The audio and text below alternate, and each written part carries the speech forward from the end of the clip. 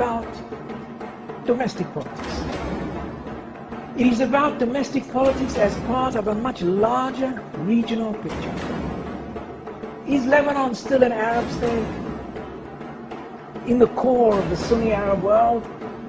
Or is Lebanon being sucked into the Iranian Shiite sphere of influence?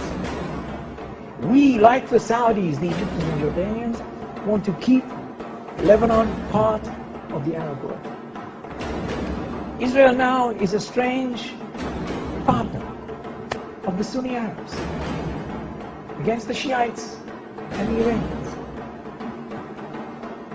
But this alliance that we have with Egypt, Saudi Arabia, and Jordan against Iran and Shiite influence is an alliance that I call an alliance of anxiety.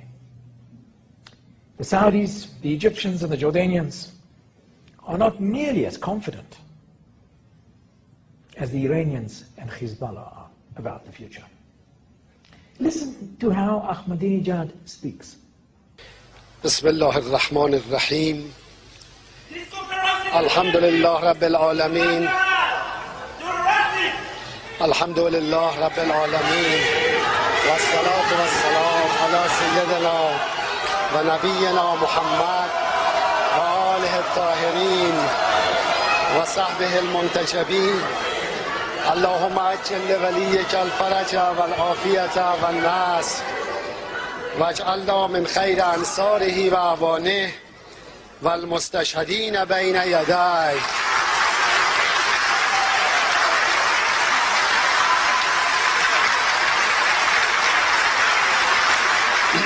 Listen to Nasrallah. نحن شيعة علي بن أبي طالب لن نترك فلسطين.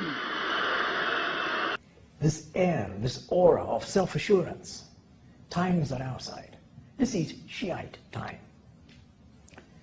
The Sunnis are in retreat, and they are hardly as confident and self-assured as the Iranians and their allies are. So Israel's allies in this regard, as I say, an alliance of anxiety, a rather weak reed.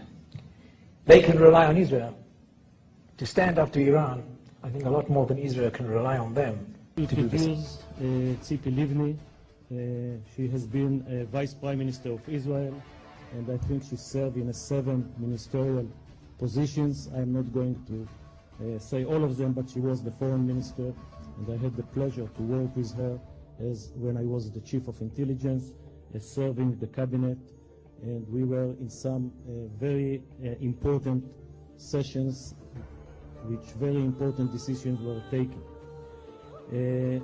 She was also the leader of the opposition from 2009 to 2012, and she is now with the Institute as a senior fellow, and she will be the keynote speaker.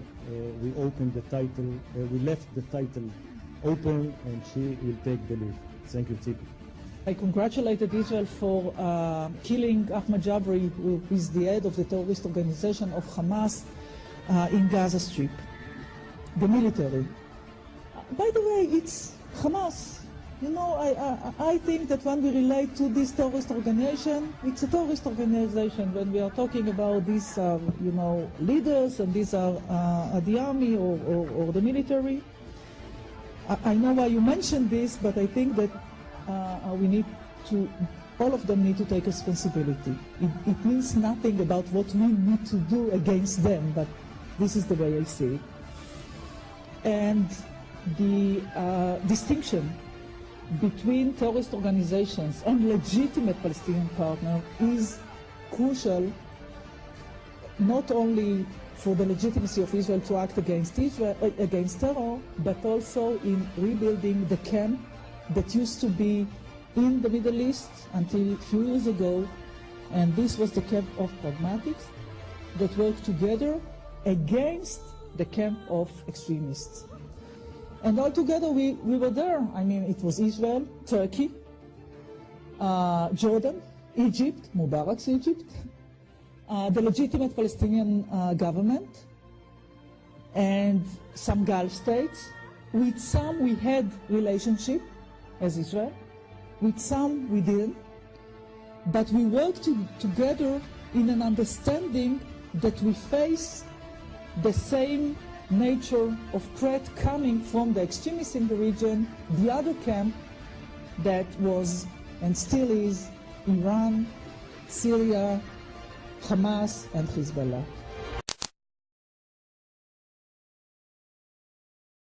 Syria is an opportunity for us because Syria plays an important role in the Middle East, particularly right now. Syria is Iran's only ally in the Arab world.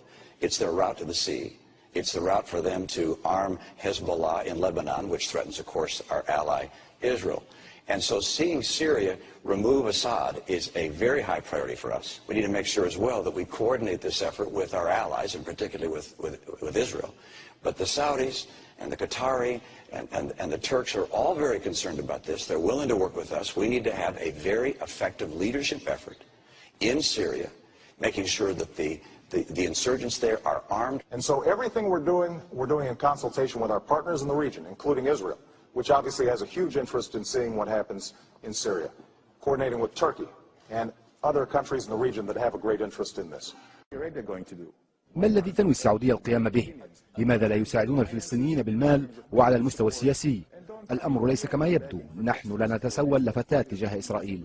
الحقيقة أنهم لا يريدون مساعدة أبو مازن ولا يريدون دعمه، بينما لديهم تريليونات الدولارات من أموال النفط الذي ندفع ثمنه جميعا، وهم لا يدفعون حتى موازنة السلطة الوطنية الفلسطينية، ناهيك عن الاستثمارات. لولا أن الصورة والصوت يؤكدان أنه نائب وزير الخارجية الإسرائيلي داني أيالون الذي لا تزال بلاده تحتل الضفة الغربية بحسب القرارات الدولية لبدا الأمر شديد الغرابة. أيالون ينتقد رئيس المخابرات السعودية السابق تركي الفيصل خلال اجتماع على هامش أعمال مؤتمر السياسات الأمنية في ميونخ، والسبب بحسب قوله هو أن الفيصل وقف وراء استبعاده من لجنة تضم قوى إقليمية أخرى لمناقشة أمن الشرق الأوسط. نظرا لأن السيد تركي الفيصل شك في نزاهتي، فأنا أود أن أقدم له عرضا شديد البساطة. إذا لم يكن هو من اعترض على وجودي هنا معه، فإني أدعوه لمصافحة يد ممدودة، وإذا كان من الصعب عليك المجيء فإني سأنزل إليك، فهل تقبل ذلك؟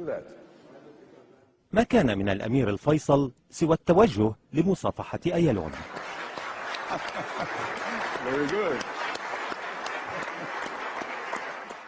السيناتور الأمريكي جو ليبرمان الذي أدرك على الفور أهمية اللحظة لم يدعها تمر من دون تعليق.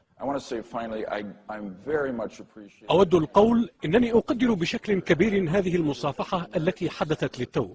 أقدرها باعتباري عضوا في مجلس الشيوخ الأمريكي، ولأن إسرائيل والمملكة السعودية حليفان مهمان ومقربان للغاية من الولايات المتحدة، فإنه يحدوني الأمل في أن تقود هذه المصافحة للمزيد من التفاهم بين هذين الحليفين.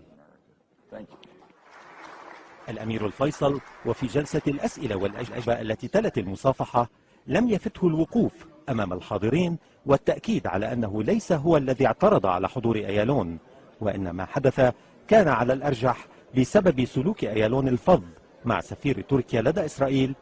מה היא עמדתכם באשר לסעודיה? האם היחסים שלכם עם סעודיה השתפרו, והאם יש שיתוף פעולה בין המדינות? יש לנו הרבה אינטרסים משותפים שאנחנו יכולים לקדם אותם בכלכלה, במדיניות, בתפיסות אזוריות. אני גם מאמין שסעודיה רואה כמונו שיש סכנה גדולה מאוד מהתפשטות הטרור על ידי גורמים קיצוניים. ואני מצפה שהמשטר הסעודי, כמו משטרים אחרים, יפעלו נגד כוחות מסוכנים.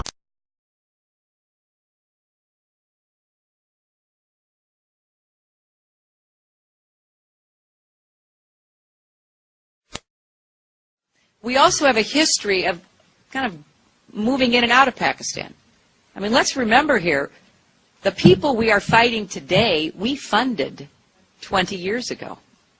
And we did it because we were locked in this struggle with the Soviet Union. They invaded Afghanistan, and we did not want to see them control Central Asia. And we went to work And it was President Reagan, in partnership with the Congress, led by Democrats, who said, you know what, sounds like a pretty good idea. Let's deal with the ISI and the Pakistani military, and let's go recruit these mujahideen. And that's great. Let's get some to come from Saudi Arabia and other places, importing their Wahhabi brand of Islam. It says, importing their Wahhabi brand of Islam. So